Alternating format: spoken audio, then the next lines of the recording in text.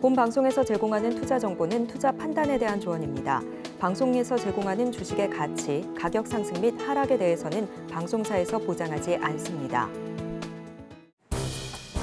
실시간 정보 브리핑입니다.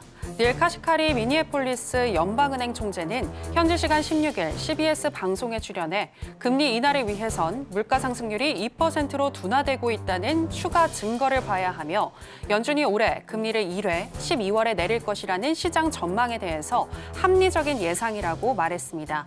또 그는 고금리에 따른 주택시장 냉각에 대해서 지금 당장 주택 소유를 지원하기 위해 금리를 인하한다면 주택 가격이 상승할 것이라고 설명했습니다. 미국 바이든 정부가 비축유 추가 방출 준비를 하고 있습니다. 조 바이든 대통령의 에너지 안보 고문은 미국 소비자에게 최대한 낮은 휘발유 가격을 보장하도록 충분한 비축유를 공급하는 데 최선을 다할 것이라고 말했는데요. 이는 5개월 남은 대선을 앞두고 인플레이션에 대한 유권자들의 불안을 다독이기 위해 나온 것으로 풀이되고 있습니다. 더불어 비축유 보충의 뜻도 밝히며 내년까지 계속 구매할 것이라고 전했습니다. 미국 투자은행 번스타인이 비트코인 가격이 장기적으로 7.5배가량 오를 수 있다고 전망했습니다. 이는 기존 전망 대비 가격을 3배 이상 높인 건데요. 비트코인 현물 ETF에 매수세가 대폭 확대되고 있고 반감기를 거치면서 비트코인의 공급이 줄어 초과 수요가 지속한다고 설명하며 2033년 가격 전망을 100만 달러로 제시했습니다. 중국 증권 당국은 최근 공매도가 급증했다는 지적이 과장됐다면서 공매도 규정을 전면적으로 살피겠다고 밝혔습니다. SNS에서 중국 증시 부진이 대규모 공매도 증가 때문이라는 지적이 늘자 당국이 이에 해명한 것인데요. 최근 공매도 베팅이 증가한 것은 주로 반기를 맞은 조정 때문이라며 향후 공매도 규정을 전면적으로 평가 조정하고 경기 대응 조정도 강화할 것이라고 강조했습니다.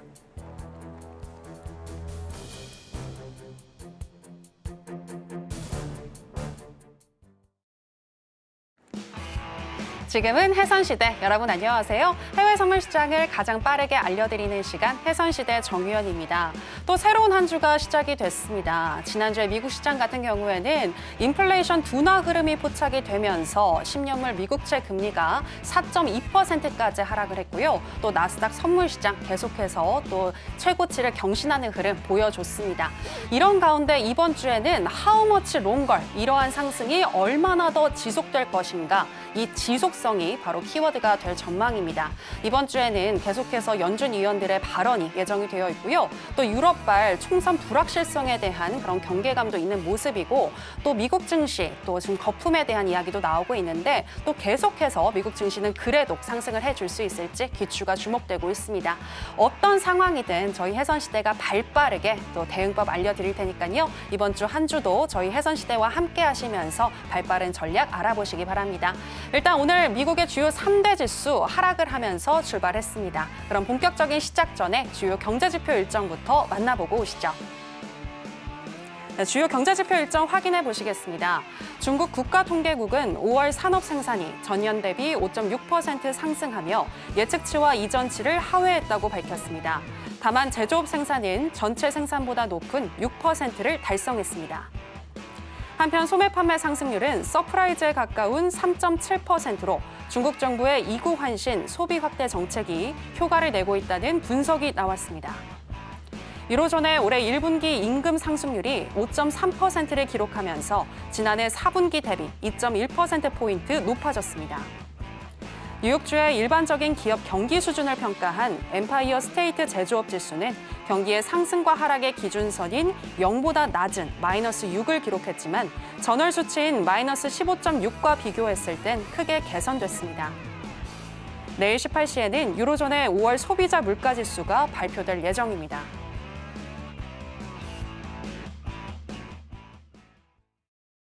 네, 주요 경제지표 일정 만나보고 오셨고요. 한 주의 시작인 월요일엔 또 어떤 마스터와 함께하는지 먼저 화면으로 보시겠습니다.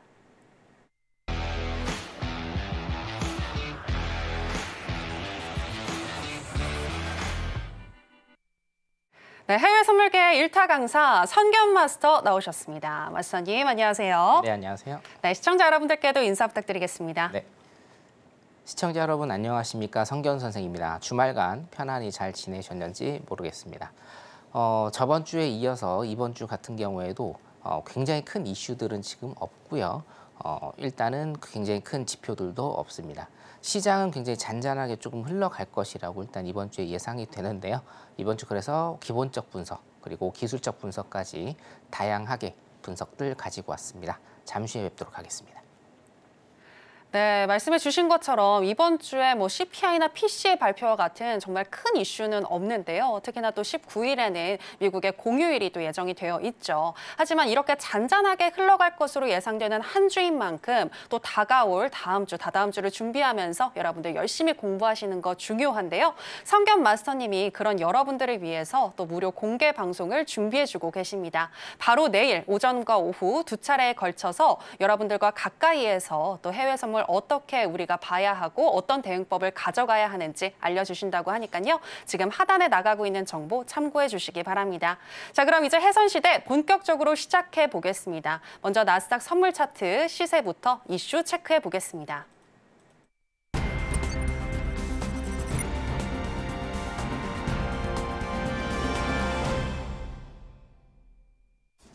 네, 나스닥 선물 차트 살펴보시겠습니다. 지난주 금요일 사상 최고치를 경신한 후 오늘은 눈치를 보고 있는 나스닥 선물인데요. 개장 이후 음봉이 연달아 나오면서 또 조금 하락을 했고요. 그리고 10시 49분경에는 19,640선까지 하락을 했습니다. 그리고 분봉상 현재 시점에서는 조금 또 힘을 내주고 있는 상황인데요. 현재 시점에서는 0.01% 정도 상승한 19,686선 지나가고 있습니다. 자, 그럼 관련해서 이슈도 체크해 보도록 하겠습니다. 네, 나스닥 관련한 이슈인데요. 바이든 재정정책 인플레 편향. 연준 통화 완화 언급해서는 안 돼라는 기사가 되겠습니다. 메릴랜드대 경제학자이자 명예교수인 피터 모리치는 마켓워치 오피니언을 통해서 바이든 대통령의 재정 정책에 인플레이션 편향이 있다며 연준은 수개월 동안 인플레이션이 2%에 도달할 때까지 금리를 인하해서는 안 된다고 주장을 했습니다. 그는 일단 바이든 정부의 재정 적자 확대 시나리오가 인플레이션율을 0.5%포인트 정도 높인다는 IMF의 연구를 소개를 했고요. 또 기후변화 관련 규제 때문에 신규 주택 가격을 3만 1,000달러가량 높이기 때문에 인플레이션을 잡기 어렵다는 분석을 내놓았습니다. 또 그는 바이든 정부 하에서 이민자가 급증하면서 미국 고용시장이 식지 않고 있다고 봤는데요. 그 외에도 현재 이스라엘, 대만 등에 대한 지원 패키지와 학자금 부채 탕감 프로젝트 등 바이든 정부의 정책은 재정 적자를 가중시키기 때문에 향후 10년간 4조 8천억 달러에 달하는 세수 부족에 시달릴 수 있다고 내다봤습니다. 결국 인플레이션이 지속이 되면서 연방정부가 서민들의 지출을 지원할 가능성이 크기 때문에 이런 상황에서 연준은 금리 인하를 하면 안 된다. 오히려 금리가 더 높아져야 할 수도 있다라고 지적을 했는데요. 관련해서 이야기 나눠보도록 하겠습니다. 네, 마스터님. 최근 기대감이 실리는 이 금리 인하론에 정말 찬물을 끼얹는 그런 분석이 나온 것 같은데요. 근데 이렇게 살펴보면 이민자, 지난주에 짚어주신 것도 그렇고 여러 가지로 좀 공감이 되는 내용이 많은 것 같은데 마스터님은 어떻게 보셨나요? 네. 자, 일단은 시간은 네. 미국을 가정을 하면 시간은 미국의 편은 아니에요, 아직은. 왜냐? 일단은 네. 지금 대선이 껴 있어요. 네. 대선이 껴있기 때문에 지금 기사에서는 바이든의 재정 정책을 일단 한 포인트, 지금 현재 재정 정책만 얘기를 해요.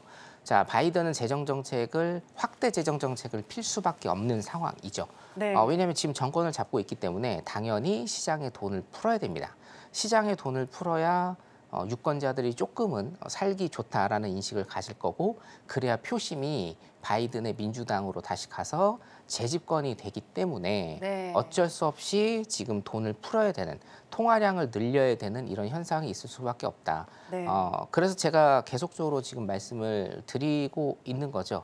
자, 인플레이션이 왜 발생을 하느냐에서부터 우리가 시작을 해야 돼요. 네. 인플레이션이 뭡니까? 물가의 지속적인 상승. 그렇죠? 물가의 지속적인 상승이에요. 그럼 물건의 가격은 왜 오르느냐? 화폐의 가치가 낮아지기 때문이고 네. 화폐의 가치가 왜 낮아지느냐? 수요와 공급의 법칙이거든요. 화폐의 가치가 낮아진다는 것은 화폐의 공급량이 늘어나니까 어떻게 됩니까? 가격이 낮아지고 가치가 낮아지는 거예요. 네. 자, 그렇다라고 보면 여기에서 역순을 일단 여러분들이 항상 생각을 하셔야 됩니다. 자, 통화량이 시중에 통화량이 넘치기 때문에 인플레이션이 지금까지 발생을 했어요. 네. 자, 그러면 금리 인상을 한 이유는 뭐죠? 시중의 통화량을 흡수해서 인플레이션을 낮추려는 의도죠. 이게 바로 중앙은행에서 쓰고 있는 통화정책. 자, 정부에서 하고 있는 거는 통화정책이라고 하나요? 아니죠. 용어가 좀 다릅니다, 여러분. 정부에서 하고 있는 건 여기 밑에 자막에 나오는 것처럼 재정정책이라고 네. 하는 거고, 재정정책의 가장 대표적인 게 예를 들면 그겁니다. 조세. 그리고 미국 같은 경우에는 법인세가 굉장히 높습니다. 그래서 법인세를 올리느냐, 법인세를 낮추느냐. 특히나 이제 트럼프 같은 경우에 법인세 완화를 좀 하잖아요. 네. 그래서 법인세가 굉장히 중요한 이슈다. 여기까지만 여러분들 일단 알아주시면 되겠고, 자, 그렇기 때문에 인플레이션은 통화량이 시중에 많기 때문에 발생을 하는 거다. 인플레이션을 낮추기 위해서는 통화량을 흡수를 해야 된다. 그렇기 때문에 금리 인상을 통해서 지금 통화량을 흡수를 하고 있는데 네. 대선이 껴있다는 얘기죠. 네. 그러면 어쩔 수 없이 미국이든 우리나라든 사실은 상관은 없습니다. 대선이 껴있으면 통화량을 풀게 돼 있어요. 거기에다가 플러스해서 아까 앵커님께서도 기사에서 말씀을 하나 하셨는데 네. 주목할 거는 뭐냐면요. 이 학자금 대출 같은 경우에 미국도 굉장히 좀 잘 돼 있는데 네. 요거 계속적으로 지금 유예를 해주고 있거든요. 세수가 안 거치는 거예요. 돈이 안 거치는 겁니다. 그냥 돈 푼 거를 걷어야 되는데 돈 푼 거를 그냥 가둬놓고 있는 상황. 거기에 플러스 알파로 새롭게 돈을 푸는 상황이죠. 자, 그렇기 때문에 자, 통화량이 계속 공급이 돼요. 그럼 통화의 가치, 화폐의 가치는 떨어질 수밖에 없고 네. 화폐의 가치가 떨어지니까 물가는 계속적으로 오르는 겁니다, 여러분. 그래서 이 기사에서 일단은 우려하고 있는 것이 단순히 우려는 아니에요. 지금 이제 통계 수치상으로 아까 앵커님께서 한 가지 기사를 적절하게 말씀을 해주셨는데 네. 지금 바이든 행정부의 재정 정책이 이렇게 펼쳐지게 된다라고 하면 인플레이션이 0.5% 정도 오르는 현상이 나타날 수 있다라는 겁니다. 네. 자, 근데 여러분 0.5% 별거 아니라고 생각하시지만 지난주에 우리 CPI 발표 났을 때 시장이 굉장히 환호를 했죠. 왜 네. 환호를 했나요? 0.1. 0.1%. 네. 0.1% 낮아진 것 때문에 그렇게 환호를 했는데 0.5%라고 하면 여러분 5달 이상 6개월 정도 굉장히 타이트하게 어떤 금리 조절과 시장 통화 정책을 써야 내려올 수 있는 그런 수치라고 여러분들이 보시면 됩니다. 그렇기 때문에 단순히 지금 현재 재정 정책 0.5%가 별거 아니다라는 생각을 일단 지우셔야 되고, 두 번째로 이 기사에서 일단은 지적을 하고 있는 게 뭐냐? 지금 현재 바이든 정부가 쓰고 있는 재정 정책이 0.5%라는 얘기고, 네. 앞으로 대선 레이스에서 펼쳐질 어떤 그 통화량의 증대, 시장의 돈을 푸는 행위에 대한 그런 0.5%는 아니다. 그러니까 무슨 얘기예요? 예, 더 오를 수 있다라는 얘기예요. 그래서 제가 항상 말씀드렸다시피 결론적으로는 그겁니다. 금리 인상 카드를 페드에서 절대 버린 게 아니에요, 여러분. 여러분들도 올해 지금 6개월이 남았고요. FOMC가 4-5번 정도 남았지 않습니까?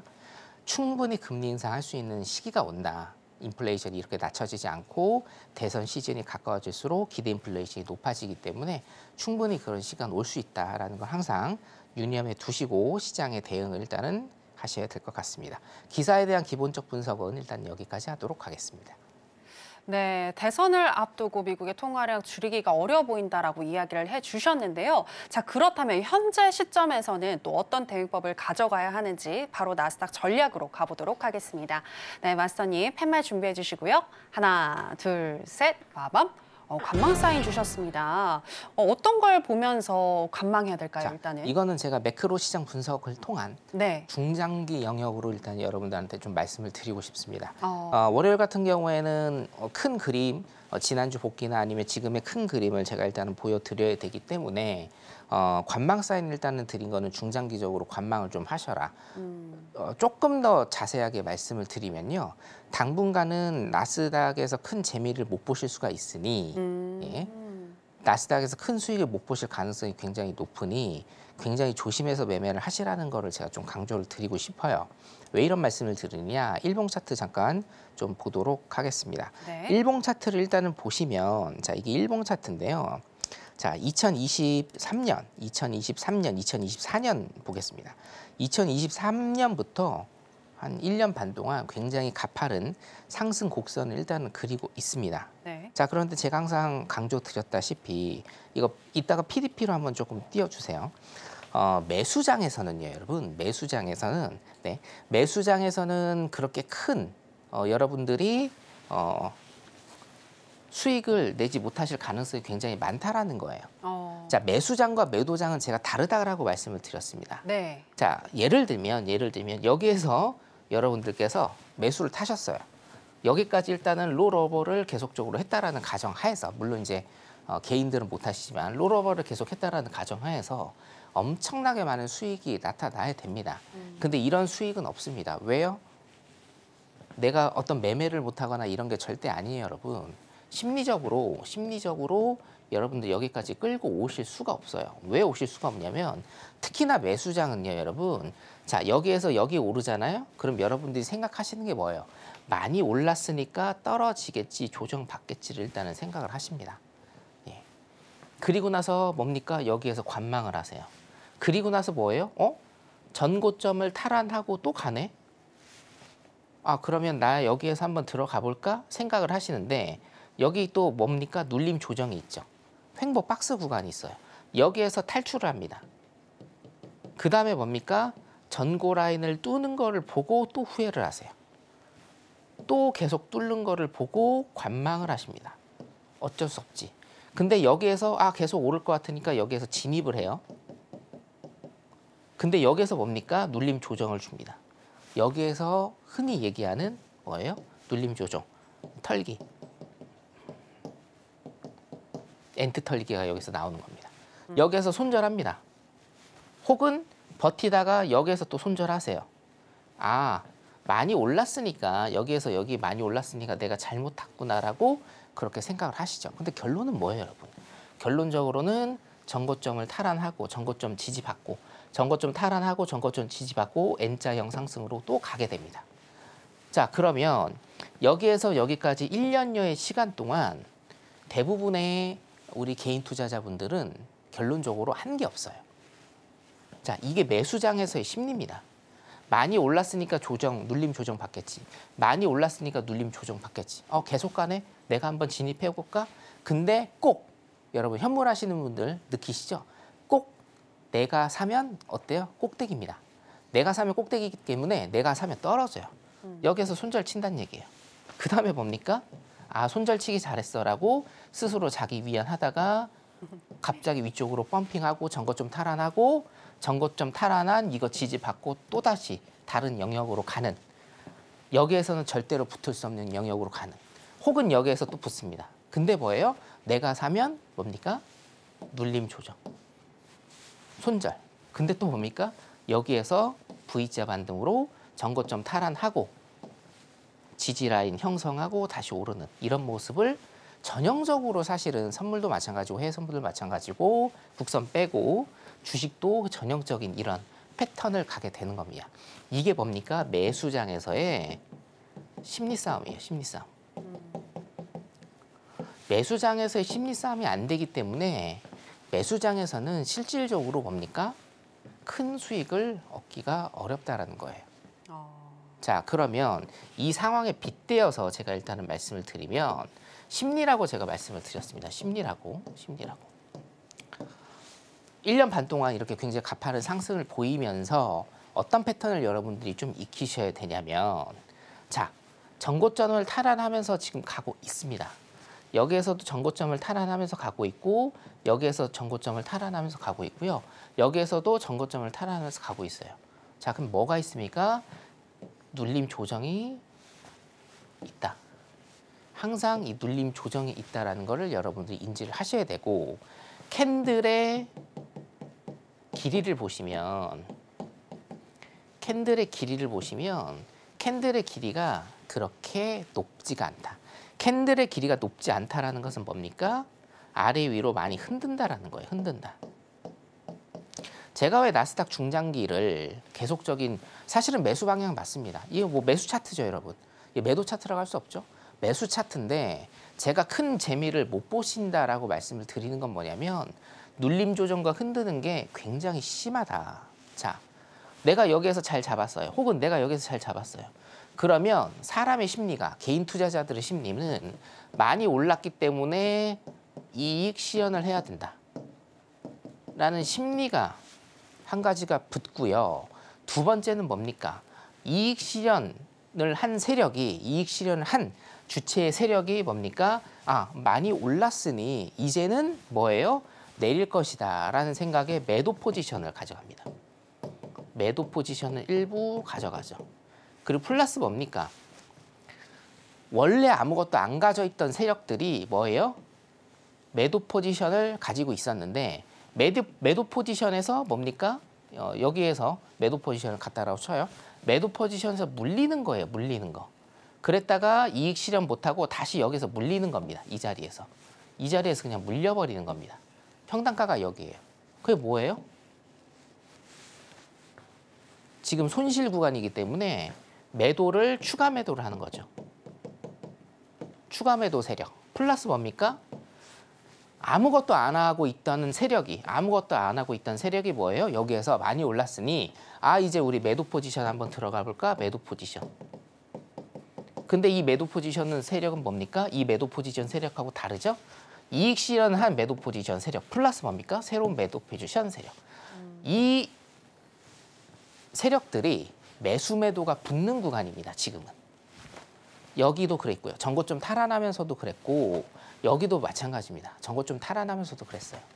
지금도 전고점 탈환해서 일단은 가고는 있습니다. 그리고 분명히 제가 말씀드리지만 여러분, 제가 2만 포인트 못 간다고 절대 얘기 안 했어요. 여러분들 제 방송을 들어보신 분들은 아시겠지만 전 이런 차트에서 절대로 매도 포지션 가지 않습니다. 컷이 나도 손실이 나도 뭡니까? 매수 포지션은 매수 쪽이에요. 매수 쪽은 매수 포지션을 들어가시는 겁니다. 하지만 지금은 뭐예요?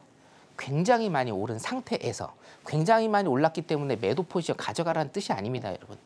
매수 포지션을 가져가시는 게 당연한 건데 실전 매매에서는 매수 포지션에 대한 이익 실현 그리고 신규 매도 포지션 아니면 이익 실현을 한 세력들의 새로운 매도 포지션 이것 때문에 굉장히 많이 흔드는 구간이다.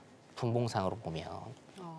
그래서 실질적으로 단타 매매 영역에서 여러분들께서 수익이 날 가능성이 별로 없다라는 겁니다. 현실적으로. 이해되시죠? 그래서 나스닥 같은 경우에는 여러분들 크게 사실은 지금은 크게 재미나 수익을 보실 수 있는 그런 차트나 그런 종목이 아니다. 그럼 어떤 거를 해야 되느냐? 항상 난세에는 영웅이 나게 돼 있거든요. 네. 제가 하고 있는 미니다우 같은 종목. 굉장히 좋습니다. 예. 왜냐? 다우존스 지수 같은 경우에는요. 표본이 기업 30개밖에 안 됩니다. 약 30개예요. 표본이 작기 때문에 한 번 방향성을 타면 그대로 가는 경향이 굉장히 많습니다. 자, 그래서 그래서 나스닥보다는 일단 제가 하고 있는 미니다우 같은 이런 종목들이 굉장히 좋아 보인다. 내일 또 제가 공개 방송 하지 않습니까? 네. 공개 방송 야간에서 미니다우 종목 여러분들 기회 되면은 제가 하시는 거 일단은 보실 수가 있어요. 나스닥에서 지금 조금 많이 괴로움을 겪고 계시다. 당연한 겁니다. 당연한 건데 그 괴로움 겪는 게요 길어질 수 있어요. 그럼 어떻게 하셔야 돼요? 갈아타셔야 됩니다, 여러분. 그래서 내일 미니다우 종목 제가 매매하는 것도 일단은 보여드릴 테니까 내일 공개 방송 참여하시면 제가 미니다우나 아니면 다른 여타 좋은 종목들 매매하는 거를 직접 여러분들께 보여드리도록 하겠습니다. 나스닥 여기까지 일단 보도록 하겠습니다. 네, 나스닥 전략에 대해서 아주 상세하게 들어볼 수 있었습니다. 일단 현재 시점에서는 관망하시는 게 좋겠고 중장기적으로 봤을 때 이 나스닥 선물을 가지고 특히 단타를 통해서 수익을 극대화하는 거는 조금 어려울 수도 있겠다라는 말씀을 해주셨는데요. 특히나 지금 시점에서는 이 나스닥 선물보다는 미니다우가 더 좋아 보인다라고 얘기를 해주셨는데 미니다우 어떻게 접근을 해야 하는 것인지 그리고 또 어떤 대응법을 가져가야 하는 것인지 궁금하신 분들은요. 바로 내일입니다, 여러분. 또 여러분들을 위해서 무료 무료 공개 방송 진행을 해주고 계시니까요. 오전 10시 10분부터 그리고 오후 9시 20분부터 두 차례에 걸쳐서 여러분들과 함께 해주십니다. 꼭 기억을 해주시면 좋을 것 같네요. 자, 이렇게 해서 그러면 오늘 나스닥 정리를 해보도록 하겠고요. 또 여러분들을 위해서 오늘은 항생과 관련된 이슈도 또 마스터님이 준비를 해주셨는데요. 자, 오늘 두 가지를 준비해 주셨더라고요. 제가 간단하게 좀 짚어드리도록 하겠습니다.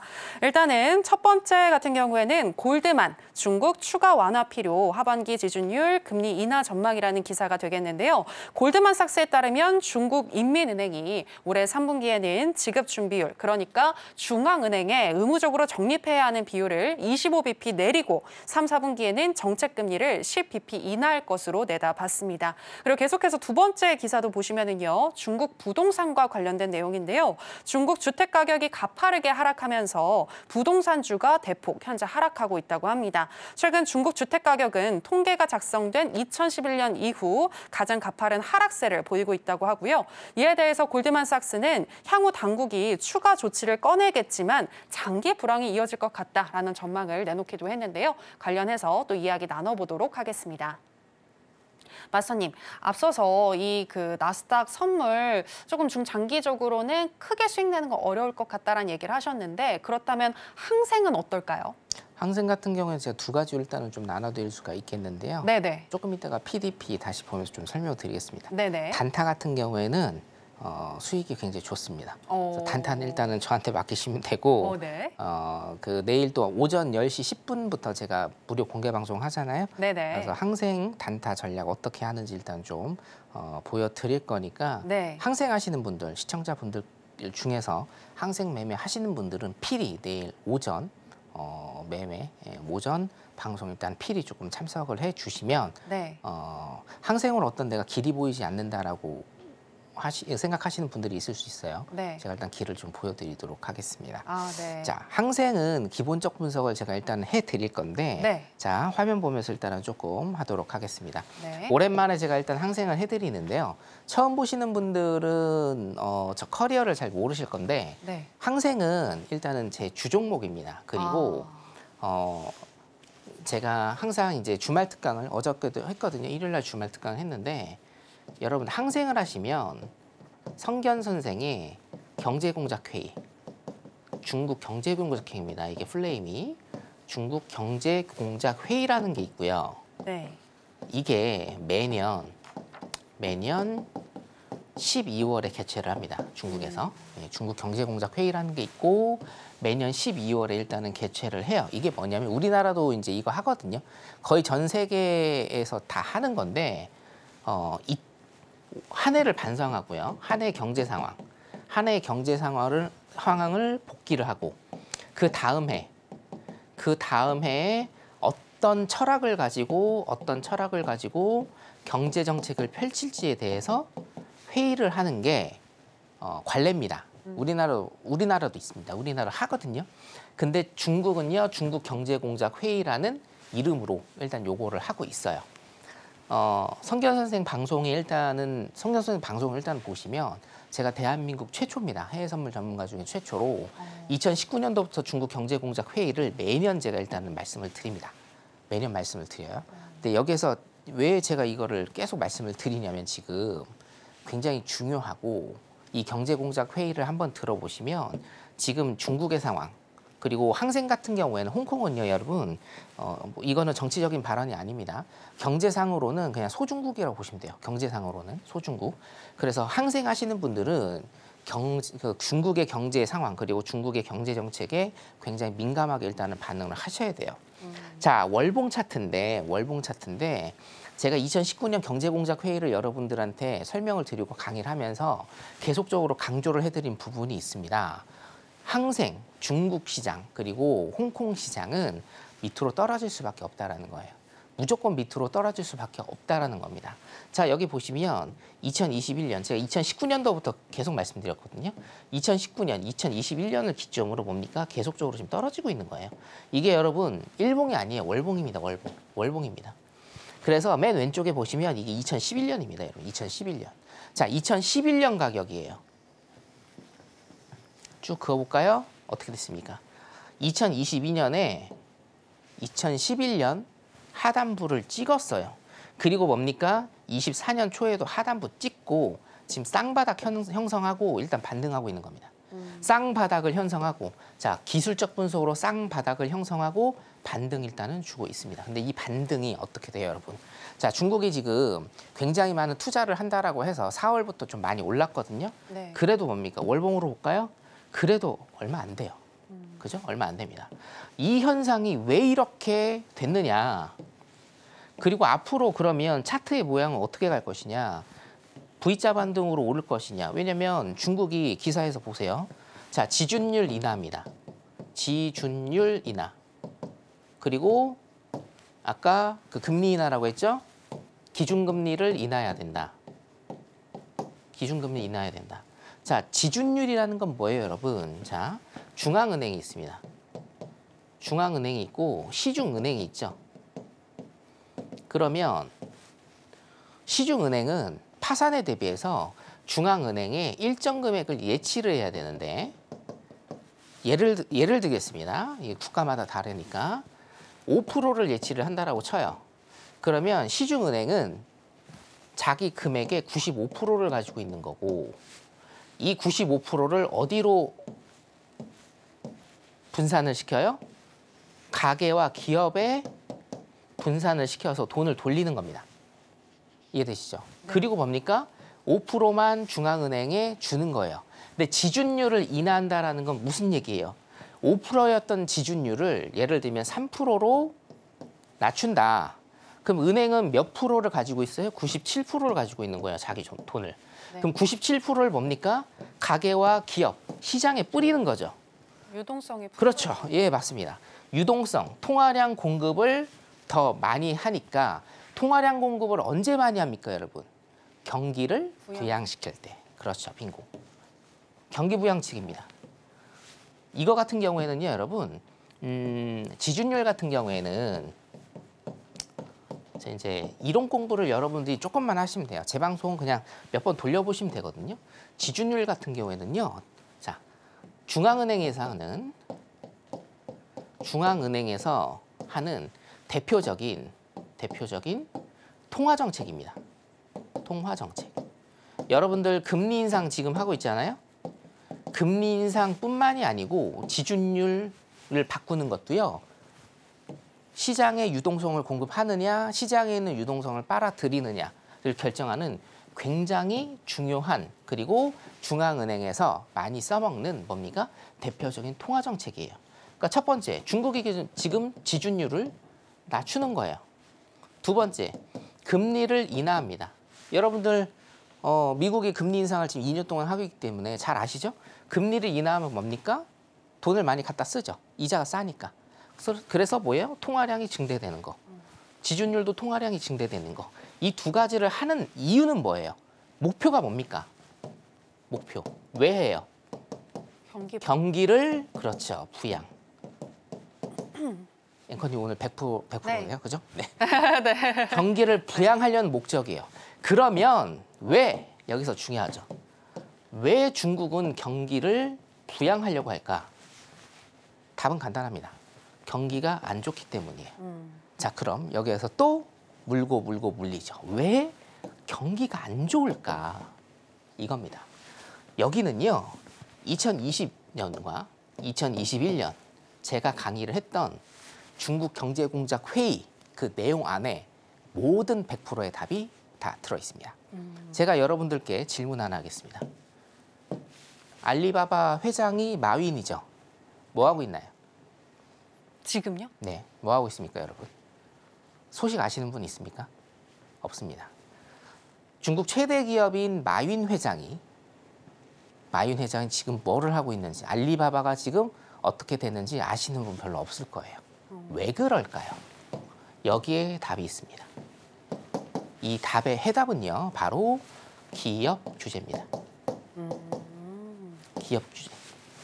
자, 중국은 미국의 자국 기업의 정보가 새어나가는 것을 극도로 꺼려요. 꺼리기 때문에 미국에 있는 나스닥 시장에 상장되는 것을 되게 못마땅해 하고요. 막습니다. 그 대표적인 기업이 여러분 제가 1년 전에 소개시켜드렸던 디디 추싱입니다. 디디 추싱. 디디 추싱 지금 어떻게 됐죠? 나스닥 상장됐다가 중국 정부가 이해 안 되시죠? 중국 정부가 자기네들 기업을 괴롭혀요. 나스닥에 상장하지 말라고. 그래서 어떻게 됐어요? 자진상폐했습니다. 네. 앵커님 처음 들으시죠? 네. 네. 제 방송 많이 들으시면 됩니다. 알겠습니다. 그래서 뭐예요? 2020년과 2021년에 제가 말씀드렸던 중국 경제공작 회의에 모든 답들이 다 들어있다. 왜요? 기업 규제가 우리네들 상식으로는 사실은 이해하기가 힘들어요. 예를 들면 이런 거죠. 우리나라 정부가 삼성전자의 어떤 사업을 막는다. 현대 엔지니어링의 무슨 사업을 막는다. SK의 사업을 막아버리는 거예요. 막아버리는 겁니다. 정부가 잘 나가는 기업의 사업을 막아버려요. 규제를 하는 겁니다. 이겁니다.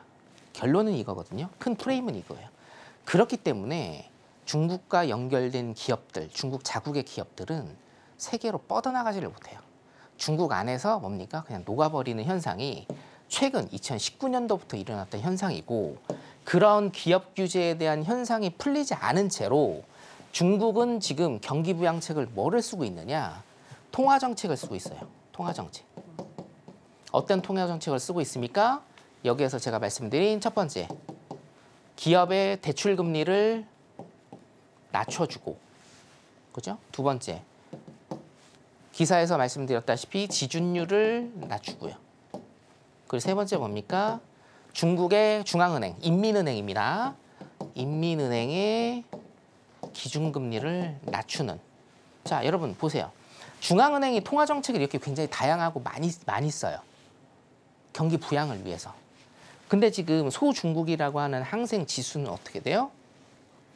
뭡니까? 떨어져요. 역대 최악으로 떨어지고 있어요, 여러분. 2011년 가격을 깬 거예요. 2011년 가격을 깼다라는 건 뭡니까? 홍콩, 중국, 홍콩 똑같다고 그냥 치겠습니다. 중국의 경제가 11년 전으로 후퇴를 한 거예요, 여러분. 이 개념 잘 하셔야 돼요. 11년 전 가격을 깼다라는 건 뭐예요? 중국 경제가 11년 전으로 후퇴를 했다는 거예요. 굉장히 아이러니하고 모순적인 거예요. 왜냐? 경기 부양책을 위해서 이렇게 많은 것들을 지금 몇 년 동안 하고 있는데 네. 얘네는 곤두박질 치고 있어요. 쓸모가 없다는 얘기입니다. 여러분들 이거 인사이트를 굉장히 넓게 보셔야 돼요. 얘네들이 지금 하고 있는 거요. 제가 분명히 말씀드리지만 저는 3년 동안 지금 입증을 계속 해드렸습니다. 중국 경제공작회의 제가 강의하면서 계속적으로 입증해드렸어요. 왜요? 얘네들이 하고 있는 거요. 이거 다 쓰잘데기 없는 짓입니다. 다 쓸모 없습니다. 중국에서 지금 하고 있는 기업 규제 있죠? 여기에 대한 철학이 바뀌지 않는 이상은 여기에서 오르고, 어차피 기술적 분석으로는 차트는 생물이기 때문에 여기에서 오르다가 또 내릴 수 있고 여기에서 오르다가 또 내릴 수 있을지언정 대세 하락장은 앞으로도 막을 수가 없다. 자, 두 번째, 기사에서 일단은 보시다시피 부동산에 관한 얘기가 지금 또 나오고 있습니다. 부동산. 자, 부동산이라고 하면 여러분 뭐를 상기시키셔야 됩니까? 헝다그룹. 네. 중국의 헝다그룹. 네. 근데 헝다그룹만 지금 표면에 나타나 있는 거지. 중국은요, 여러분, 제가 작년부터 말씀드렸다시피 부동산 문제가 굉장히 심각합니다. 우리나라도 새마을금고 사태 제가 재작년부터 강연회에서 계속 말씀드렸거든요. 새마을금고 사태, PF 대출이 일어난다. 중국은 더 심각해요. 요거는 그냥 빙산의 일각입니다. 중국 같은 경우에는 부동산으로 일단은 흥했는데 이게 지금 전부 다 뭐예요? 밑으로 가라앉고 있죠. 제 개인적인 생각은, 바람이 아닙니다, 여러분. 제 개인적인 생각은 중국도 만약에 뭔가 조금 다시 경기에 대한 경기가 조금 일어나고 경제가 조금 일어나려면 요거 일단은 처리를 해야 됩니다. 어쩔 수 없어요. 처리를 한다는 얘기는 썩은 것은 도려내야 되고 종기는 터트려야 됩니다. 그렇기 때문에 부동산 위기가 중장기적으로 일단 올 수 있다. 여러분들 일단은 그 정도까지만 일단은 생각을 하시고 알고 계시고, 제가 이것도 주말 특강 통해서 계속적으로 일단은 말씀을 드릴 거고요. 일단 계속적으로 대세 하락장은 계속될 것이다 라는 관점으로 지금 중국 그리고 홍콩 항생 시장 일단 보고 있다. 단 단타의 영역 같은 경우에는 오늘 방송 보시는 오전에 혹시 방송 보신 분들도 아시겠지만 단타의 영역 같은 경우에는 지금 굉장히 수익률이 일단 좋기 때문에 내일 공개 방송 10시 10분에 하는 공개 방송도 한번 참여해 보시면 좋을 것 같습니다. 네. 항생 여기까지 보도록 하겠습니다. 네, 지금 항생에 관련해서 이야기를 해주셨는데요. 항생 같은 경우에는 일단 중국이 기업 규제를 풀지 않고 통화 정책만 하는 이상 계속해서 돈을 푼다고 해서 대세 하락을 막기는 어려울 것 같다라고 얘기를 해주셨습니다. 중장기적으로는 또 그럴 수 있지만 분명히 단기적으로는 또 투자의 관점에서는 단기적으로 수익이 날 수 있는 구간들이 있다고 하셨으니까요. 그 구간들 알고 싶다 하시는 분들은 지금 또 하단에 나가고 있는 내용 참고를 해주시면 되겠습니다. 바로 내일 오전과 오후 두 차례에 걸쳐서 여러분들을 위한 무료 공개 방송 해주고 계시니까요. 꼭 기억을 해주시기 바랍니다. 자, 그럼 계속해서 크루드 오일의 현재 시세와 더불어서 이슈 체크해 보도록 하겠습니다. 네, 크루드 오일 선물 차트 살펴보시겠습니다. 최근에 반등하나 싶던 오일인데요. 박스권에 갇힌 모습입니다. 오늘은 또 거래량이 많이 실리지 않는 가운데 그래도 10시 9분경 78.19달러를 찍고 그 이후로 우상향하는 흐름 보여주나 싶었는데요. 10시 29분경 78.93달러까지 올라오기는 했는데 그래도 상승력이 그렇게 높은 편은 아닙니다. 현재 시점에서는 1.01% 정도 상승한 78.84달러 지나가고 있습니다. 자, 그럼 오일과 관련한 이슈도 체크해 보도록 하겠습니다. 네, 오늘의 기사는요. 바이든 비축유 추가 방출 준비라는 내용의 기사입니다. 미국의 조 바이든 정부가 기름값을 잡기 위해서 비축유를 추가 방출할 준비를 하고 있다고 하는데요. 조 바이든 대통령의 에너지 안보 고문은 현재 기름값은 여전히 미국인들에게 너무 높다며 조금 더 낮아지길 바라고 이를 위해서 비축유를 보충할 뜻을 밝혔습니다. 그래서 전략 비축유가 에너지 안보라는 원래의 목적을 달성하기 위해 다시 필요한 양이 있다고 생각할 때까지 내년까지는 계속 구매를 할 것이라고 밝혔고요. 트럼프 대통령이 높은 휘발유 가격의 책임이 바이든 정부에게 있다고 연일 비판하는 가운데 대선을 5개월 남짓 남겨둔 상황에서 인플레이션에 대한 유권자들의 불안을 다독이기 위해 이 전략 비축유 카드를 꺼낸다는 현재 풀이도 나오고 있습니다. 자, 그럼 관련해서 또 이야기 나눠보도록 하겠습니다. 네, 일단은 미국인들을 굉장히 예민하게 받아들이는 이 휘발유 가격을 낮추기 위해서 전략 비축유를 꺼내는 것 같은데 전반적인 오일의 그 흐름은 어떻게 예상을 하시나요? 오일은 일단 지금 박스권을 가고 있죠. 네. 비축유는 수요 공급을 일단 미국에서 수요 공급을 맞추려고 네. 가끔씩 일단은 꺼내는 카드기는 한데 네네. 지금 별로 효과가 없을 것 같아요. 먹히지는 일단 않고 있고요. 네네. 기술적 분석으로만 일단은 조금 보도록 하겠습니다. 네. 자, 기술적 분석을 일단은 보면 요게 이제 제가 저번 주에 그어드린 지지 저항과 추세선을 일단은 보여드리는 건데요. 제일 중요했던 거는 여기입니다. 77.47달러 여기였죠. 제가 저번 주에 일단은 그어드렸던 건데 여기를 지지하면은 일단은 매수 방향으로 보셔도 된다라는 겁니다. 매수 방향을 일단 보셔도 된다. 지금 5일선과 21선, 21선이 이제 초록색이고요. 5일선이 파란색 선인데 5일선과 21선이 골든 크로스 나오고 제가 그어드린 자리 77.47달러죠. 여기를 일단은 지지를 하는 모습을 보이면서 양봉 일단 뜨고 있다. 근데 지금 같은 경우에는 뭐랄까요, 어떤 거래량이나 이런 게 터지는 시간대는 일단은 아니기 때문에 조금 관망을 하시는 게 좋다라는 겁니다. 그래서 큰 그림으로만 일단은 보면은 제가 위에 라인을 하나 지금 방금 이 라인은 지금 제가 방금 그려드린 거고요. 80.30 정도 될 것 같습니다. 77.47에서 80.30 요 라인을 왼쪽하고 똑같이 종가상으로 계속적으로 박스 라인을 타지 않겠느냐라고 일단은 예상이 들어요. 왜냐하면 지금 이슈가 별로 없어요.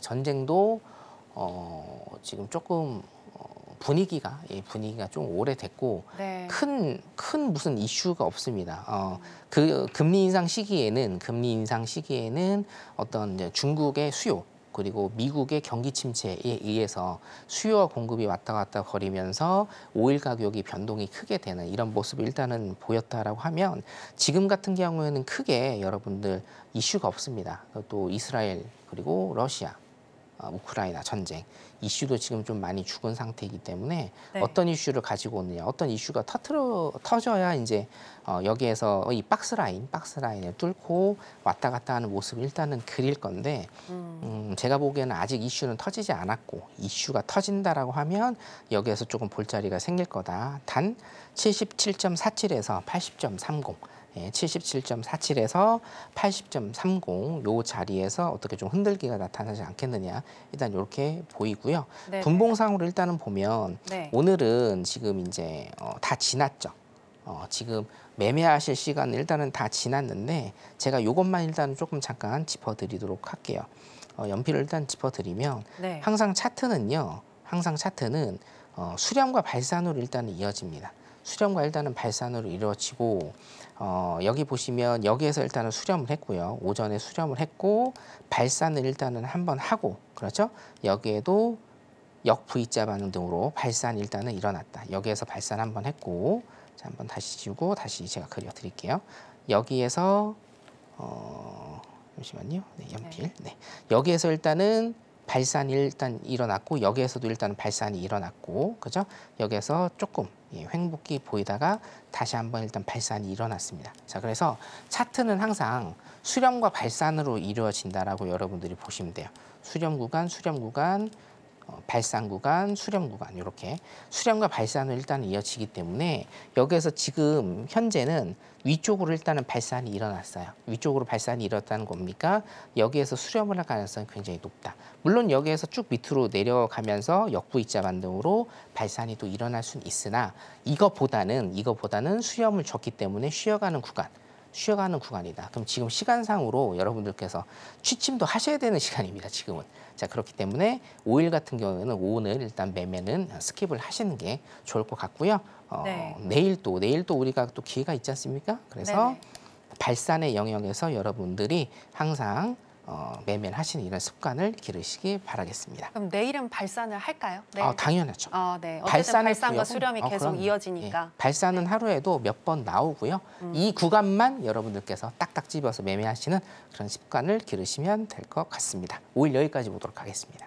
네, 크루드 오일과 관련해서 또 분석을 해주셨는데요. 오늘 같은 경우에는 매매 스킵하시는 게 좋겠다라고 조심스럽게 의견을 주셨고요. 내일 같은 경우에는 박스권 장세가 이어지겠지만 분명히 발산하는 국면에서 진입 시기가 온다라고 이야기를 하셨는데 그 발산 시기 언제 들어가야 하는지 또 어떻게 수익을 내야 하는지 구체적으로 알고 싶으신 분들은 내일 성견 마스터님과 함께 해주시면 되겠습니다. 오전 10시 10분, 오후 9시 20분부터 여러분들과 함께 무료 공개 방송 진행을 해주시니까요. 꼭 시간까지 체크를 해서 성견 마스터님과 함께 해보시기 바랍니다. 자, 그럼 아쉽지만 마스터님과는 여기서 인사 나누도록 하겠습니다. 마스터님, 오늘 고맙습니다. 네, 감사합니다. 네, 그럼 해선시대 오늘 저희가 무슨 이야기를 나눴는지 오늘의 핵심으로 정리해 보겠습니다. 네, 해선시대 오늘의 핵심입니다. 먼저 나스닥 같은 경우에는 중장기적으로 관망하자라고 이야기를 해주셨는데요. 전고점을 경신하고 있는 요즘 시장에서 개인 투자자들은 이 정도면 고점일 것이란 예상을 하기 때문에 크게 수익을 내기가 어렵다라고 이야기를 해주셨습니다. 그리고 항생 같은 경우에는 좋지 않은 경기를 살리기 위해서 중국 정부는 계속해서 통화량을 늘리고 있지만 정부의 기업 규제가 계속되고 있는 한 대세 하락을 멈추기는 어렵다고 보셨고요. 자, 그리고 마지막은 크루드 오일인데요. 크루드 오일은 현재 변동성을 키울 큰 이슈가 없기 때문에 77.47에서 80.30달러 내에서 박스권 움직임 지속할 것이라고 분석해 주셨습니다. 네, 해선시대 오늘의 핵심 살펴보고 오셨고요. 저희가 방송에서 전해드리는 내용은 투자 판단에 대한 조언일 뿐 해당 상품의 가치나 수익률을 보장하진 않습니다. 그리고 저희 서울경제TV와 해선시대는 자본시장 통합법을 준수하고 있습니다. 1:1 투자 상담, 유사 수신 행위 등 모든 불법 사항을 엄중히 금지하고 있으니 이 부분 유의해 주시기 바랍니다. 저희가 준비한 내용은 여기까지입니다. 함께해 주신 여러분 고맙습니다.